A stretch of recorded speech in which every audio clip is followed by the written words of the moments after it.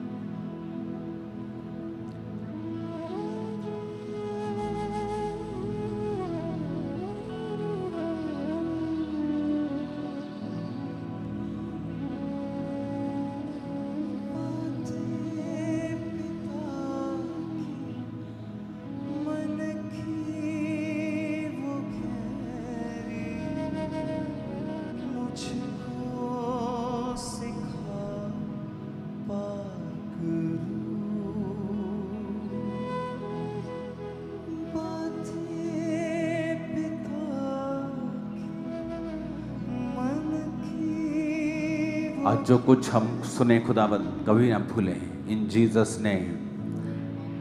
तारीफ करो एक बार फिर पास्टर सेमिनार के लिए। हालेलुया। मैं अपनी लाइफ में इस पास्टर सेमिनार को टॉप 3 मीटिंग्स में रख सकता हूं। मेरी लाइफ की टॉप 3 मीटिंग्स जो मुझे लगता है कि जहां पे जबरदस्त परमेश्वर ने कार्य किया। पास्टर सेमिनार करने के बाद 2-3 दिन तो हम आनंद से भरे रहे हैं। कुछ याद ही नहीं था कि थर्सडे मीटिंग है या कुछ है। जस्ट आनंद ही आनंद था कि परमेश्वर ने काम किया और इतने पास्टर्स को परमेश्वर ने ब्लेस किया। यही आनंद था।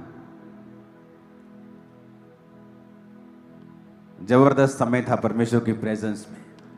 आई थिंक जो पास्टर्स जिन्होंने मिस किया उन्होंने बहुत कुछ मिस किया, क्योंकि ये लाइव नहीं होता है। आपको आना होता है और ग्रेस को पर्सनली आपको अटेंड करना होता है। हालेलुया। आप जानते बहुत से पास्टर्स अनॉइंटिंग में फ्लो नहीं करते, क्योंकि अनॉइंटिंग हमेशा एक क्रशिंग का नतीजा होता है। जिस तरह अगर अनॉइंटिंग को ऑयल से क्यों कंपेयर किया गया, जब भी अनॉइंटिंग का आता है तो ऑयल आता है। पुराने नबी ऑयल डालकर मसा करते थे, राजाओं को, भविष्यद्वक्ताओं को, चेलों को। ऑयल का मतलब कि जब आप किसी जैतून को क्रश करते हैं, बादाम को क्रश करते हैं, पूरी तरह से पीस डालते हैं, तभी ऑयल निकलता है। मोस्टली लोगों में अनॉइंटिंग की कमी होती है क्योंकि वो अपने आप को डिस्कम्फर्ट में नहीं रखना चाहते। कौन जाएगा 2 दिन लगातार? ये ऑनलाइन होता तो कौन जाएगा टिकट खर्च के, इंटरनेशनल कौन ट्रैवल करेगा। और मैंने देखा है कि मेरी लाइफ में अनॉइंटिंग बढ़ी है जब मैंने अपने आप को क्रश किया है, समय दिया है। पैसा, समय, टाइम, शरीर। मुझे आज भी याद है 12-12 घंटे की चर्च सर्विस में मैं रहता था। जब सुबह 7 बजे मुझे चर्च में जाना होता था और रात के 8 बजे मास प्रेयर ख़त्म होती थी, तो 12-12 घंटे की चर्च सर्विस होती थी और पूरी बॉडी थक जाती थी। और बीच में लंच करने का टाइम 1-1.5 घंटा, 1 घंटा मिलता था। वो भी विजिटर्स को, हमें मिलता था, लोगों को नहीं मिलता था। लेकिन जो फॉरेन विजिटर्स होते थे उन्हें मिल जाता था आधा घंटा, 1 घंटा दोपहर को। तो 13-14 घंटे की मीटिंग, और उससे 2 घंटे पहले तैयार होकर पहले बैठना कि इतने बजे तैयार रहना है, 6 बजे तैयार रहना है। तो 6 बजे तैयार होकर रात को 9 बजे तक 15 घंटे उस मीटिंग के माहौल में रहना और लगातार उन दिनों में रहते रहना। लेकिन जब वापस आते थे वहाँ से तो वाकई लाइफ चेंज होती थी। पता लगता था कि हाँ, हमारे शरीर ने अनॉइंटिंग को कैरी किया है। हालेलुया। आप 1 घंटा सर्विस अगर अटेंड करते हैं, आप अनॉइंटिंग भूल जाओ आप कि 1 आवर सर्विस है जी, उनके लिए जो बहुत जिनको जल्दी होती है। अगर आपको इतनी जल्दी है तो फिर 1 आवर भी करने की जरूरत क्या है आप लोगों को? परमेश्वर के चीजों में समय लगता है। आपको अनॉइंटिंग, आप परमेश्वर की प्रेजेंस में जाएं, आप प्रार्थना करें, आप वर्शिप करते हैं, आप परमेश्वर के वचन को सुनते हैं, कंप्लीट एक आप हासिल करते हैं परमेश्वर के मैसेज को, तो आपकी लाइफ में अनॉइंटिंग कार्य करती है। हालेलुया। तो अपना समय अगर हम जब बोते हैं परमेश्वर में और लगातार परमेश्वर की प्रेजेंस में बैठते हैं, तभी हम क्रशिंग प्रोसेस में जाते हैं और परमेश्वर का मसा हमारी लाइफ में काम करता है। तो जब भी चर्च में आए, आप वर्शिप करने के लिए बैठें, आप समय पे आए, पूरी चर्च को अटेंड करें। सिर्फ वचन के समय पे आना, वचन के 15 मिनट पहले, आधे घंटे पहले आ जाना, ऑफरिंग के आधा घंटा 15 मिनट पहले आना कि ऑफरिंग डाली, वचन सुना, क्लास प्रार्थना की, बस हो गया। नहीं, आप आधी अधूरी सर्विस अटेंड कर रहे हैं। अगर आपको फुल चाहिए न्यूट्रिशन स्पिरिट के, तो आपको फुल मील लेना पड़ता है, आपको फुल परमेश्वर की प्रेजेंस में रहना होता है। और ये शुरू से मैंने सीखा है, शुरू से सीखा है। मोस्टली अपनी लाइफ में जब भी मैंने चर्च अटेंड की है, कंप्लीट ही की है। जब मैं अटेंड करता था तब भी कंप्लीट की है, जब जाता था तब भी कंप्लीट की है। पूरा शुरू होने से पहले बैठा और खत्म होने के बाद उठा। ऐसा कभी नहीं था कि आप तब जाएं जब चर्च 80% भरा हुआ, 90% भरा हुआ है। ऐसा मेरी लाइफ में कभी नहीं था। आप हमेशा देखोगे, इसलिए इत्तेफाक से कुछ नहीं होता। आप एक रेगुलर वर्क करते हैं, कर्म करते हैं अपने विश्वास के अनुरूप कि परमेश्वर आपकी लाइफ के ऊपर काम करता है। पूरे इतिहास में कहीं भी 20,000 करोड़ का सोना बोने वाला एक भी व्यक्ति नहीं था, दाऊद के अलावा। और जब परमेश्वर का भवन उसने बनाना था तो उसको इतनी ज्यादा एक्साइटमेंट थी, उसको इतनी ज्यादा वो आग थी उसके अंदर कि उसने अपना सारा पर्सनल गोल्ड परमेश्वर को दे दिया था। और परमेश्वर ने जब उसके बेटे ने बुद्धि मांगी तो परमेश्वर ने कहा, बुद्धि भी दूंगा, लेकिन तेरे बाप का जो सीड मेरे पास आया हुआ है, क्योंकि उसने पैसा मांगा ही नहीं था। लेकिन ये परमेश्वर का वर्ड है कि जब आप कुछ भी करेंगे उसके वचन से, उसके विश्वास से, तो वो आपको वापिस करता है। तो इसलिए परमेश्वर ने कहा था, जो तूने मांगा है बुद्धि, वो तो मैं तुम्हें दूंगा, ऐश्वर्य विवेक भी दूंगा, पर मैं तुझे संसार में सबसे अधिक अमीर राजा भी बनाऊंगा कि तेरे बाद भी ऐसा राजा कोई ना होगा। रीजन, पर्सनल सीड। तो इत्तेफाक से क्रिश्चियनिटी में कुछ नहीं होता। आप उस चीज के लिए काम करते हैं। मोस्टली अमेरिका के जो बिलियनियर्स हैं, मिलियनियर्स हैं, उन्होंने उसके लिए काम किया है। बाइबल के वचनों को लिया जो प्रोस्पेरिटी से संबंधित थे। उनकी कॉलिंग एज ए पास्टर नहीं है, उनकी कॉलिंग एज ए प्रेरित नहीं है, एज ए बिजनेसमैन उनकी कॉलिंग है और वो चर्चिस को सपोर्ट करते हैं। लेकिन उनकी टेस्टिमनी है कि वो परमेश्वर पे फेथ करते हैं, चर्चिस में बोते हैं, काम करते हैं और अपने विजन के रिगार्डिंग उन्होंने कार्य किया है। जब तक आप कार्य नहीं करेंगे तब तक परमेश्वर आपको कुछ नहीं देगा। अपने आप धरती पे कुछ नहीं होगा। अपने पड़ोसी को बोलो, अपने विजन के अनुरूप कार्य कर। आमीन। तो जो भी आज आप करेंगे, जैसी फसल आप चाहते हैं वैसा बीज आप बोएंगे। अगर आपने उन फसलों को नहीं काटा है, इसका मतलब आपके बीज अधूरे थे। अगर आपका बीज अधूरा है, फिर आप परमेश्वर को कंप्लेंट नहीं कर सकते कि परमेश्वर मेरे मन के मुताबिक मुझे फसल नहीं मिली। हमें जैसी फसल चाहिए उसके अनुसार हमें बीजों को बोना पड़ेगा। और कई बार पवित्र आत्मा हमसे बात करता है, वो हमसे बात करता है हमारे बोने के विषय में, हमारी प्रेयर के विषय में। आप कितना बोते हैं ये मतलब नहीं है। हो सकता है यहां बोने वाला व्यक्ति जो 1,000 रुपए बोता है और यहां 5 लाख बोने वाला व्यक्ति उस 1,000 रुपए से कम आशीष पाए, क्योंकि वो 5 लाख वाला व्यक्ति, उसका टाइथ 15 लाख है और वो सिर्फ 5 लाख बो रहा है। लेकिन उस 1,000 रुपए वाले का टाइथ 800 है, लेकिन वो 1,000 रुपए बो रहा है। परमेश्वर की निगाह में उस 1000 वाले की वैल्यू ज्यादा है और वो ज्यादा बरकत पाएगा और वो बढ़ता भी जाएगा, फिजूल खर्ची भी नहीं होगी। शैतान को परमेश्वर डांटेगा भी। तो बात क्वांटिटी की नहीं, क्वालिटी की है कि आपको जो दिया गया है परमेश्वर के द्वारा, उसके अनुसार आप अपनी लाइफ में क्या कर रहे हैं। अगर आप उसके अनुसार अपनी लाइफ में कर रहे हैं तो आप ब्लेस्ड होंगे, लाइफ सेम नहीं होगी। आमीन। ऊंचा ये आशीष आपकी है।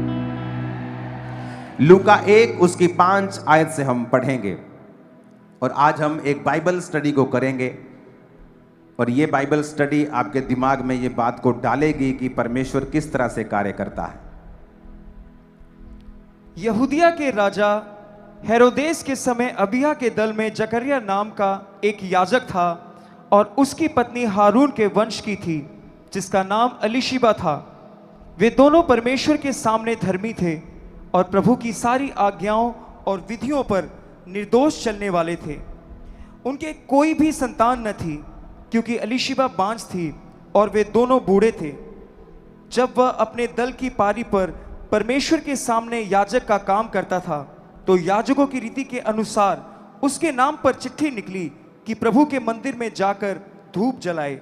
धूप जलाने के समय लोगों की सारी मंडली बाहर प्रार्थना कर रही थी।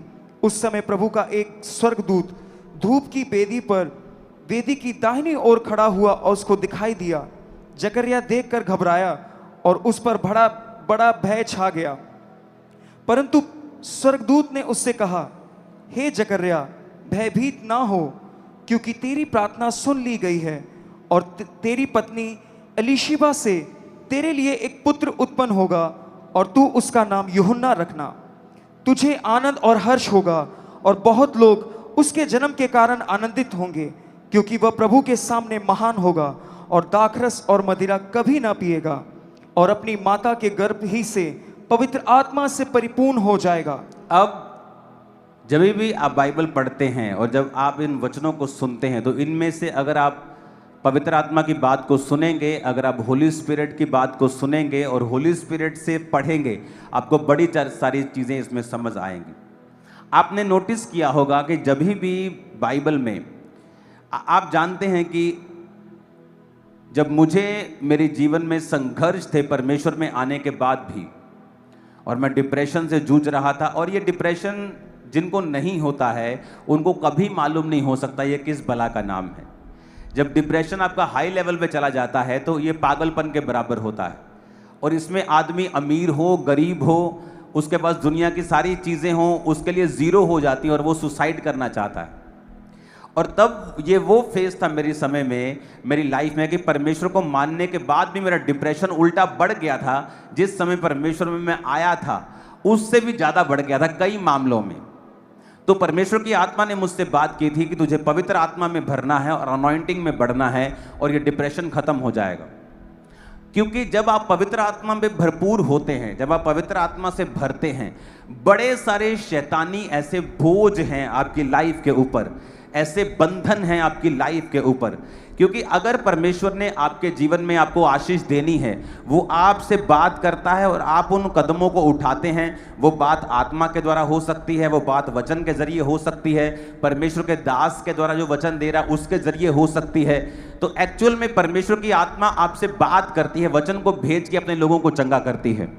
और अगर आप पवित्र आत्मा पाए हुए नहीं हैं और पवित्र आत्मा से भरे हुए नहीं हैं तो कई बार आप उन बातों को समझ नहीं पाते, क्योंकि बाइबल कहती है शारीरिक मनुष्य शरीर की बातों को समझता है लेकिन आत्मा की बातों को नहीं समझता।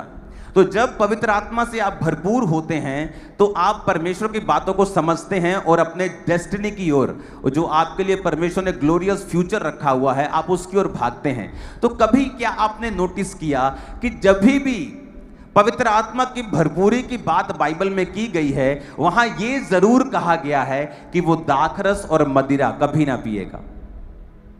आपने नोटिस किया ये बात?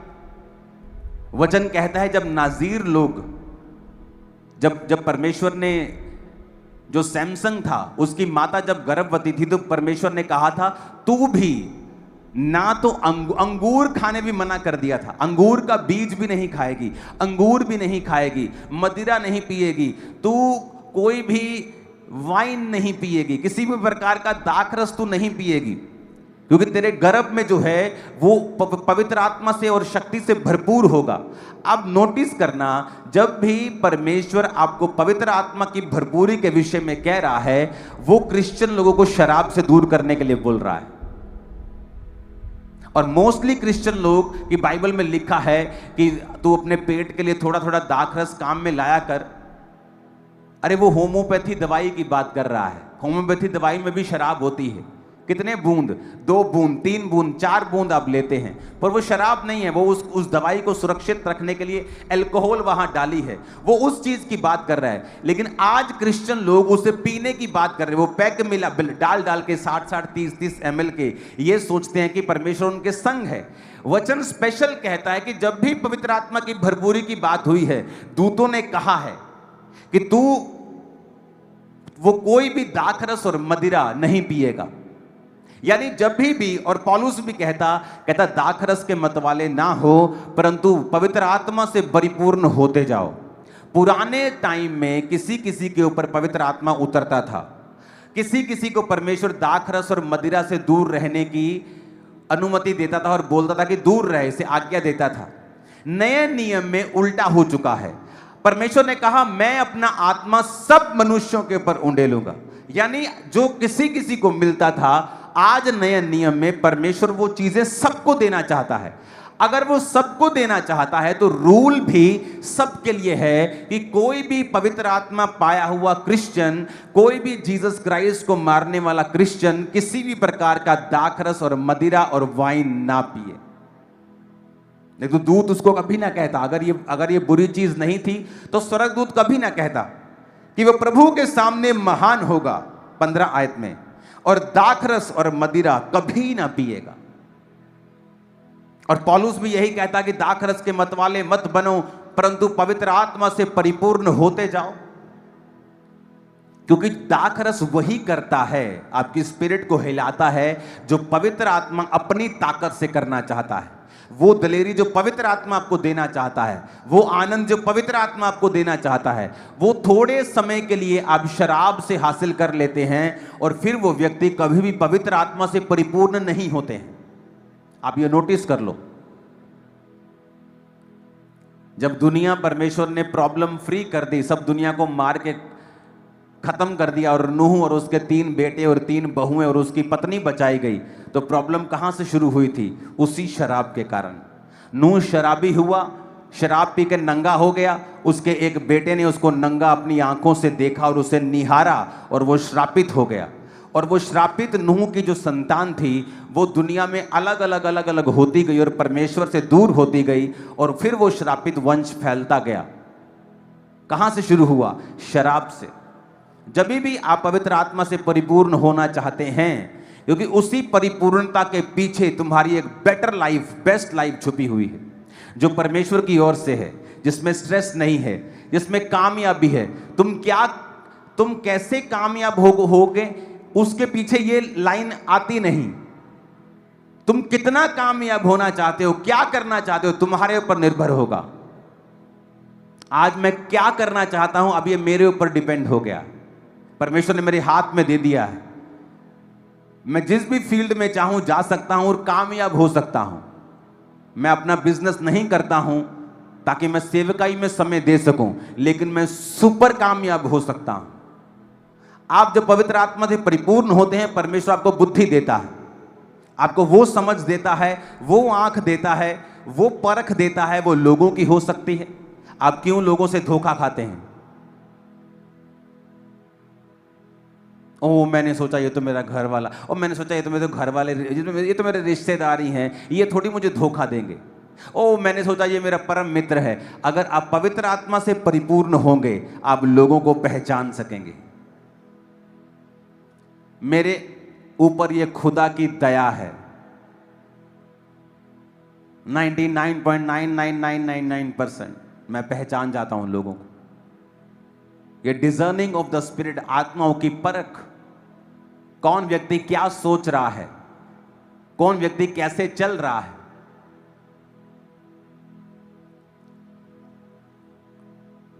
और कई बार मुझे इसका दुख होता है कि कई बार मैं परमेश्वर की आवाज को सुनते हुए भी इग्नोर किया, आत्मा की परख होने के बावजूद भी शरीर की बात सुनी। एक दिन एक करप्ट आदमी मुझसे मिला और उसने कहा ये काम है, ये मैं कर दूंगा, ओके। और मैं गाड़ी चला रहा था, उसने मुझसे एक बात पूछी, आप प्रभु से पूछना मैं कैसा व्यक्ति हूं। तब अभी उसने धोखा नहीं किया था, अभी सिर्फ वो बातें चल रही थी उसके साथ। और पवित्र आत्मा ने मुझसे कहा ये एक फ्रॉडिया है, ये एक फ्रॉड आदमी। लेकिन मैंने होली स्पिरिट की बात को नहीं सुना और हम वो करते गए जो वो कहता गया और एंड में फ्रॉड था। वो एक इंसिडेंट मुझे याद है जब पवित्र आत्मा ने मुझसे बात की, 2 इंसिडेंट, और मैंने नहीं सुना। आप जब भी पवित्र आत्मा से परिपूर्ण होते हैं, आपको मालूम होता है ये आदमी, ये औरत, ये व्यक्ति और ये फ्यूचर क्या है आपका। लेकिन शैतान ये चाहता है आप हमेशा दुखी रहें, आप हमेशा फ्रॉड आपके साथ होता रहे, आपके साथ हमेशा प्रॉब्लम्स होती रहे। अब मेरी लाइफ में वो समय चल रहा है, अब मुझे मालूम है क्या करना है, कौन व्यक्ति क्या है, मुझे परख है, मैं उसको बोलूं या ना बोलूं, चाहे मैं उस पर जाहिर करूं चाहे मैं ना करूं। अब कई सालों से वो समय मेरी लाइफ में चल रहा है जब मुझे पता है। और ये होता है पॉसिबल जब आप बाइबल को फॉलो करते हैं और आप धीरे धीरे पवित्र आत्मा से परिपूर्ण होते रहते हैं। और आपको ये पवित्र आत्मा की परिपूर्णता आपकी फैमिली से लेके, आपके बिजनेस से लेके, आपके सेवकाई से लेके, आपके जीवन के हर हिस्से में काम करती है। ये आपके रास्तों को ओपन करती है, लोगों का फेवर आप पे आता है। कई बार एक लेवल तक आप रुकते हैं और आपको नेक्स्ट लेवल जाना है और आप कुछ भी कर लो, आप ताकत लगा लो, जोर लगा लो, आप नहीं पहुंच पाते, क्योंकि पवित्र आत्मा की भरपूरी अगर आपके जीवन में नहीं है, आप सर्टन लेवल तक आपकी लाइफ रहेगी, उसके बाद आप नहीं जा पाएंगे। क्योंकि परमेश्वर कहता है ना बल से ना शक्ति से वरन उसकी आत्मा के द्वारा।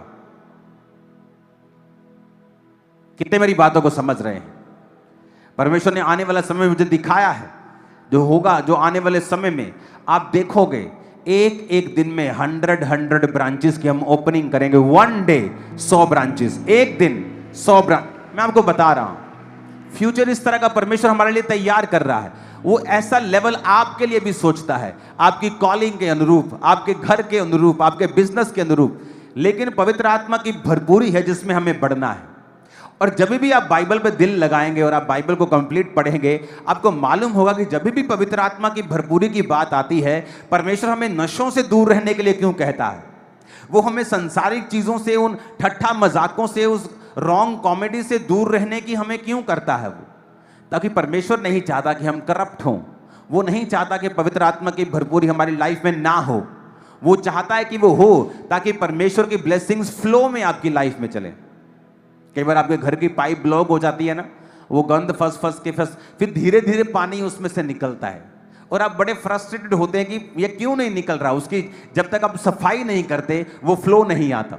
लाइफ भी वैसी है, ऊपर से पवित्र आत्मा का पूरा जोर होता है, चर्च भी अच्छी है, अब सब कुछ अच्छा हो रहा है, लेकिन वो आपके अंदर चीजें निकलती नहीं है, जाती नहीं, क्योंकि वो गार्बेज जो फंसा हुआ है वो आपके फ्लो को रोकता है।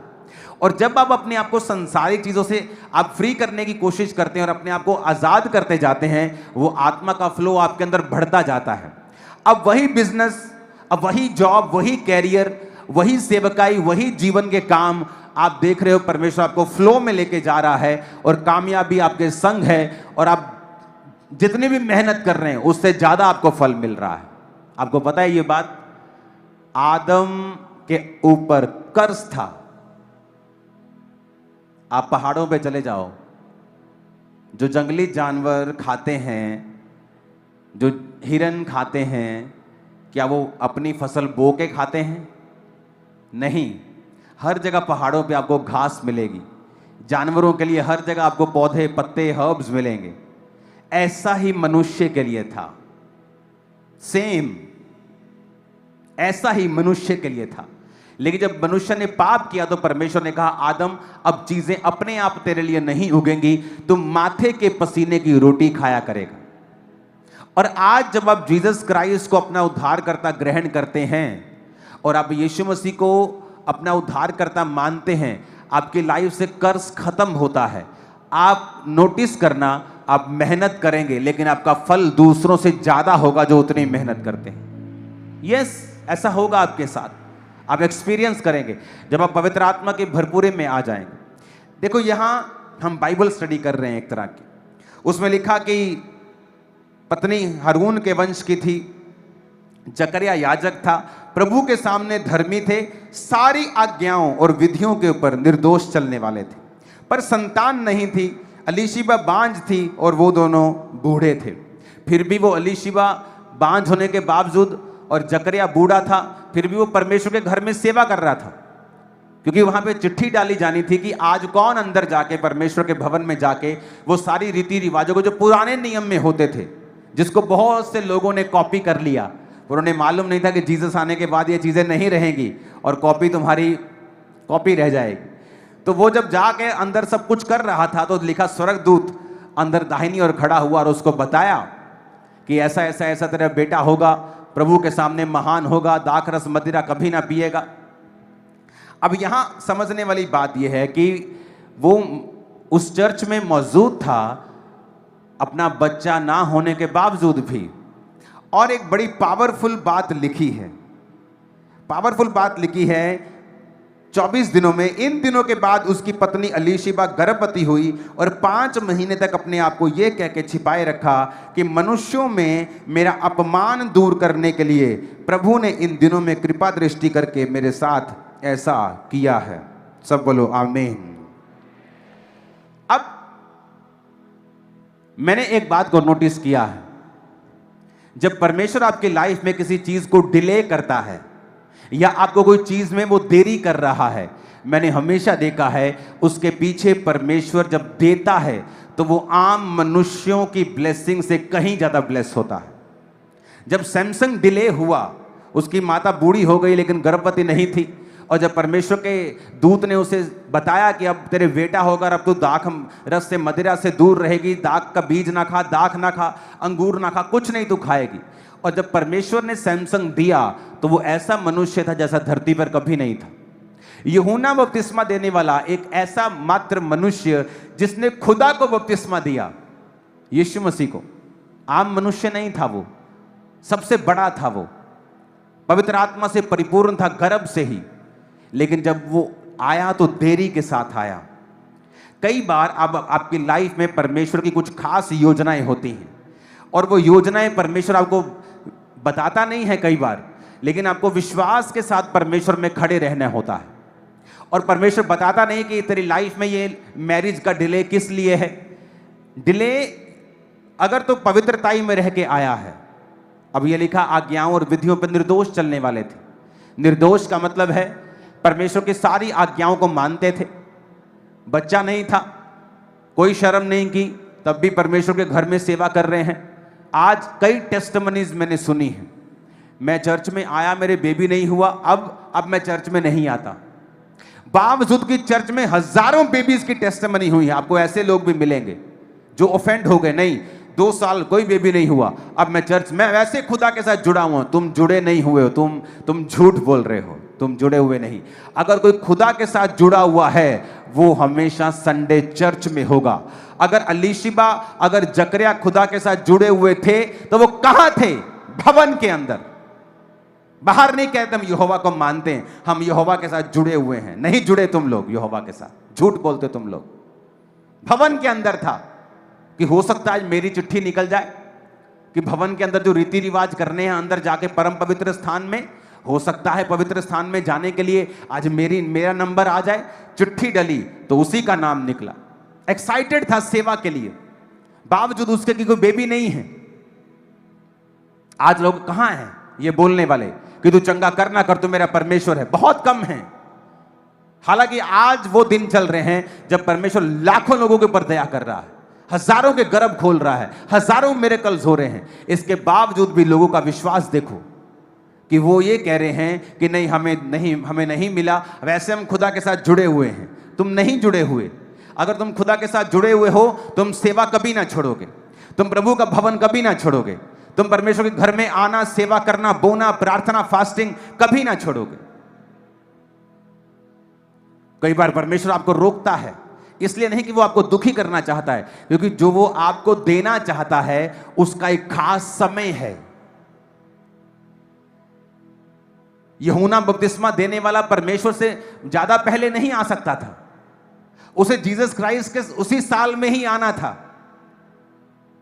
6 महीने पहले ही बस उस दुनिया में आना था, उसी समय बड़ा होना था। और जीसस क्राइस्ट के जब वो 7 की उम्र का था तभी उसे सेवा शुरू करनी थी, तो परमेश्वर कैसे पहले दे देता उसकी मां को? परमेश्वर ने इंतजार किया, अपने धर्मी की जिंदगी में इंतजार किया, और ये इत्तेफाक नहीं होता है। यूहन्ना एलीशिबा के गर्भ से आएगा यह लिखा हुआ नहीं था।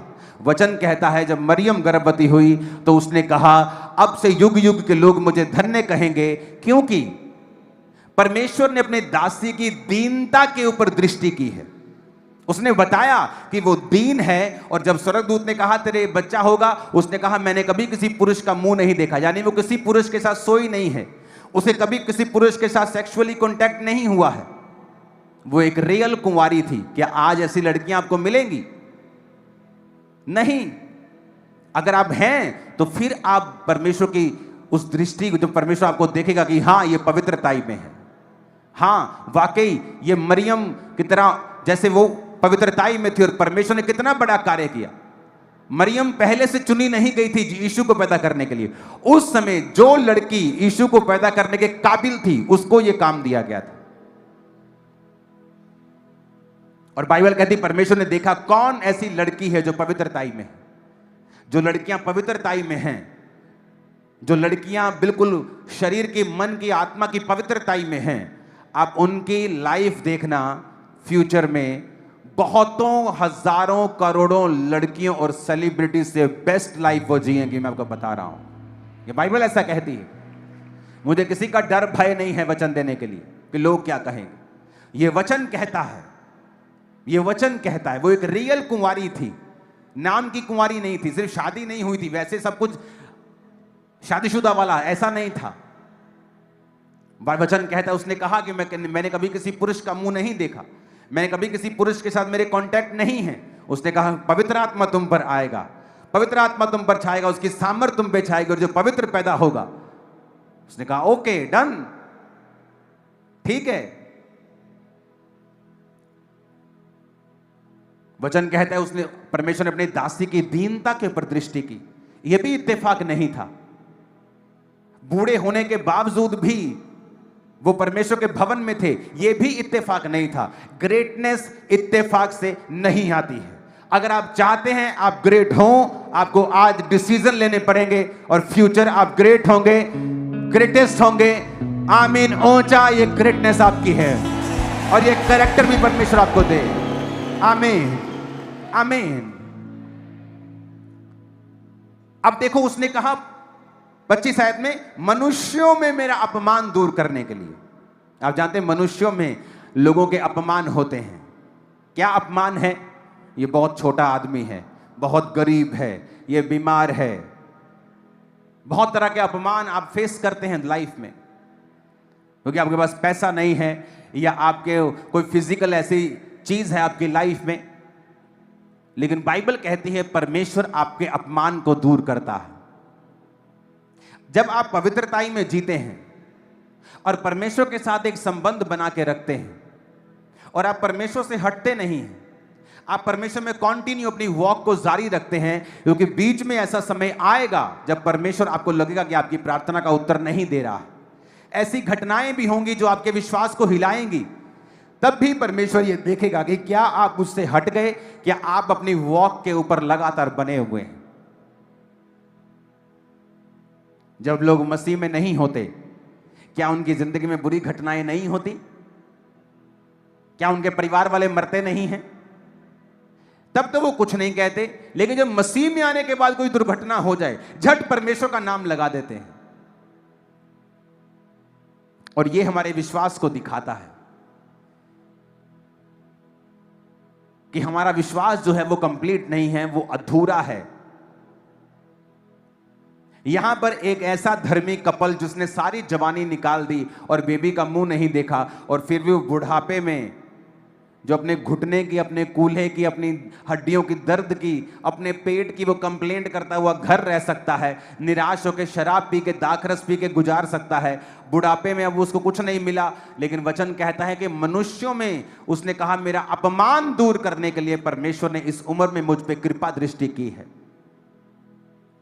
कई बार आपका अपमान होता है जब आपका जवान बेटा नशे करने लगता है। आपके घरों में कई तरह के अपमान शैतान डालता है, या सिचुएशन डालती है, लाइफ डालती है, लेकिन वचन ये कहता है वो अपमान दूर हो सकता है जब आप परमेश्वर के साथ वफादार रहें और परमेश्वर के घर में आते रहें, परमेश्वर के साथ जुड़े रहें, घरों में परमेश्वर को मानते रहें। आप जानते हैं जब शैतान ऐसे अपमान आपकी लाइफ में रखता है तो कैसे निकलना है। पहली बात, अपनी निगाहें पॉजिटिव चीजों की ओर लगाएं जो आपकी लाइफ में हैं। जो अलीशिबा के पास था, क्या उसका पति बेड रिडन नहीं था, बीमार नहीं था कि बेड पे है, उसका पति ठीक था, बूढ़ा था, लेकिन जाके चर्च सेवा कर रहा है। तो वो रोज थैंक्स करती होगी, परमेश्वर कोई बात नहीं, अगर मेरे पास बच्चा नहीं है तो देखो लोगों के पास तो पति भी नहीं है, उनके पति बीमार हैं, देखो वो खुद बीमार हैं, लेकिन मैं तो ठीक हूं, मेरा पति भी ठीक है, हम अच्छा खा रहे हैं, अच्छा पी रहे हैं, तेरे भवन की सेवा कर रहे हैं। यह तरीका है परमेश्वर से लेने का। शैतान क्या करता है, वो चीजें आपको दिखाता नहीं, उन चीजों की ओर आपका ध्यान नहीं जाने देता जो आपकी लाइफ में ऑलरेडी हैं। आप सुबह यहां आए हो, डायलिसिस करा के तो नहीं आए ना, बाथरूम आया था ना सुबह। उनको पूछो जिनकी किडनियां काम नहीं करती हैं, जो डायलिसिस करवा के अपने शरीर का सारी गंदगी बाहर निकालते हैं। सुबह खाया पच गया ना, क्योंकि आपका लीवर ठीक है। उनको पूछो जिनका लीवर खराब है और पेट में पानी भरता है। उनको पूछो जिनको दिखता नहीं है, जिनको सुनता नहीं है, जो चल नहीं सकते हैं, जो बेड पे हैं, उनको पूछो, वो कहेंगे सब जो तुम मांग रहे हो ना ये फुलिशनेस है। जो तुम्हारे पास है ना, तुम्हारे हाथ पांव टांग हार्ट किडनियां काम कर रही है ना, शुक्र किया करो रोज उठ के सुबह, रोज, कि प्रभु सब कुछ काम कर रहा है, थैंक यू। तुम करोड़ों रुपए के मालिक हो, अपनी बॉडी तुम्हारी करोड़ों की है, 25-25 30-30 लाख की तुम्हारी एक किडनी है, तुम्हारी करोड़ों रुपए के तुम्हारे अंग है बॉडी के अंदर जो परमेश्वर ने तुमको दिए हुए हैं, लेकिन उनके बारे में नहीं सोचना। हमें उस वीजा के बारे में सोचना है जो मेरा रिजेक्ट हो गया, और सारा ध्यान उस वीजा पे लगा के मुझे बिगड़ना है, मुझे शराब पीनी है, मुझे परमेश्वर के खिलाफ कुड़कुड़ाना है। और शैतान अगर इस बात को देखता है कि कोई भी आशीष तुम्हें परमेश्वर से दूर रख सकती है, अगर वो तुम्हें ना मिले, वो मेक श्योर करता है कि वो आशीष तुम्हारी जिंदगी में कभी ना आए। हालेलुया। उसने कहा मनुष्यों में मेरा अपमान दूर किया गया, क्यों? क्योंकि वो परमेश्वर के साथ वफादार है। अपना ध्यान उन वस्तुओं की ओर लगाएं जो परमेश्वर ने आपको दे दी हैं। यह तरीका है लेने का परमेश्वर से, कि जो मेरे पास है मैं उस पर कॉन्सेंट्रेट करूंगा, जो मेरे पास है मैं उसके लिए परमेश्वर का थैंक्स करूंगा। और याद रखो, धीरे धीरे धीरे जब आप परमेश्वर में वफादार रहते हैं और बढ़ते जाते हैं, हर एक चीज आपके पास होगी। हर एक चीज जो आपके लिए बनाई गई, जिसके लिए आप मांग रहे हो, जो चीजें, सब आपके पास होगा। सब कुछ आपके पास होगा, राइट समय के ऊपर आपके पास होगा, कुछ भी डिले में नहीं होगा। आपकी लाइफ ग्रेटनेस में होगी, आपका कैरियर ग्रेटनेस में होगा, कुछ भी डिले नहीं होगा। लेकिन क्या आप परमेश्वर में वफादार हैं?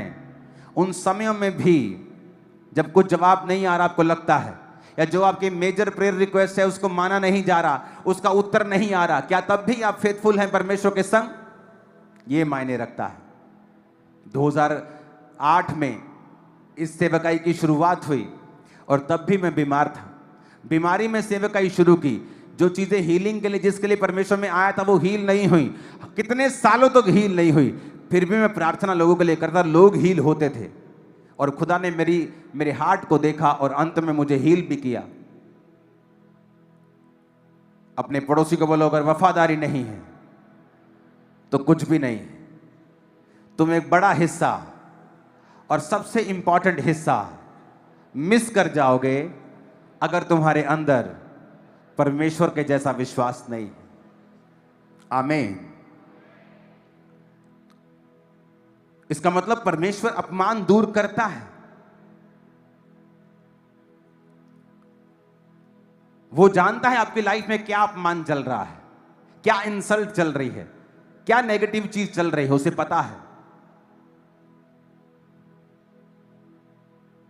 लेकिन आप कहां हैं स्पिरिचुअली? आपकी पोजीशन क्या है स्पिरिचुअली? बाइबल इतनी गहरी है कि लूका का पहला अध्याय ही आप पढ़ ले, आपकी पूरी लाइफ सुधर सकती है। कि एक व्यक्ति जो तमाम उम्र वफादार रहा और परमेश्वर ने उसको वो लास्ट प्रेयर रिक्वेस्ट भी ग्रांट की, उसको दी। हालेलुया।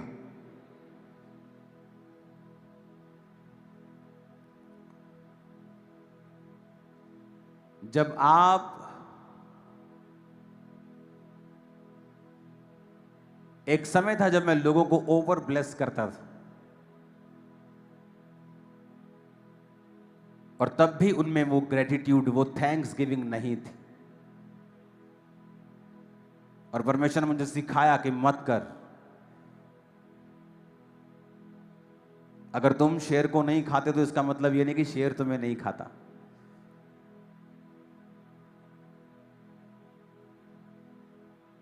लोगों को सिखाया गया कि थैंक्स गिविंग, अगर कोई तुम्हें ब्लेस करे तो इसका मतलब ये नहीं तुम इसके काबिल हो।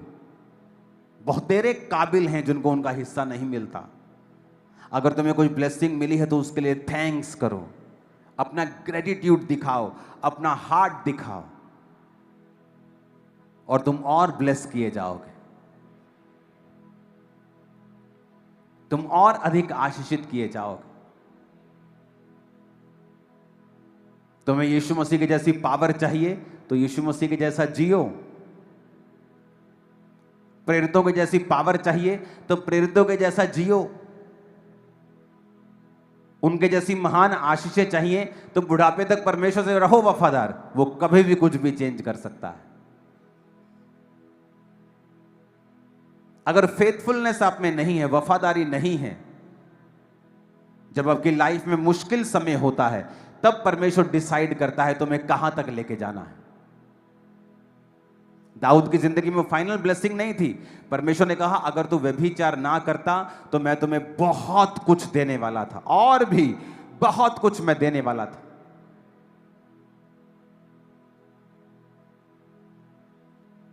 और उस पाप के कारण जो उसने तलवार के साथ उस अपनी गर्लफ्रेंड के पति को मरवा दिया था, परमेश्वर ने उससे भवन की सेवा नहीं ली, क्योंकि उसके हाथों पे खून था।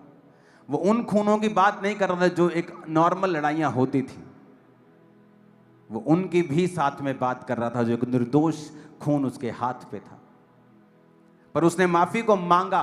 वो असर तो पूरी जिंदगी उसका पाप का असर तो उसके परिवार पर, उसकी लाइफ पे रहा, लेकिन उस माफी के कारण, परमेश्वर के साथ जुड़े रहने के कारण वो बना रहा और उसको कोई हरा नहीं पाया। इत्तेफाक से कुछ नहीं होता है।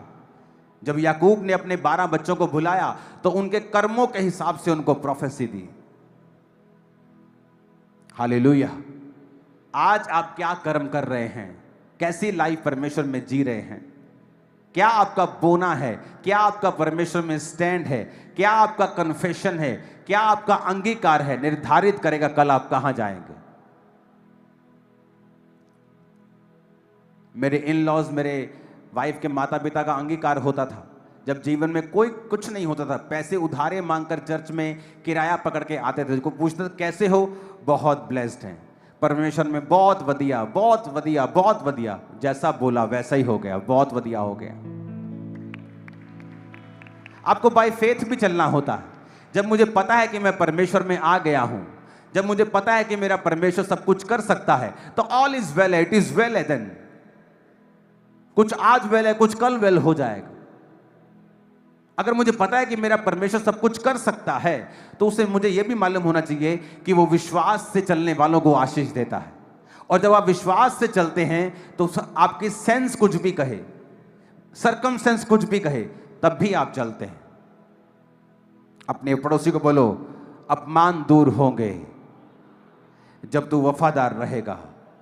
वो कोई भी अपमान क्यों ना हो, तू इज्जत को पाएगा और यह अपमान दूर होगा। कृपा दृष्टि तुझ पर भी होगी और तू बड़ी गवाही के साथ वापस आएगा। आमीन। ऊंचा ये आशीष हमारी है चर्च। आमीन। ऊंचा ये आशीष हमारी है चर्च।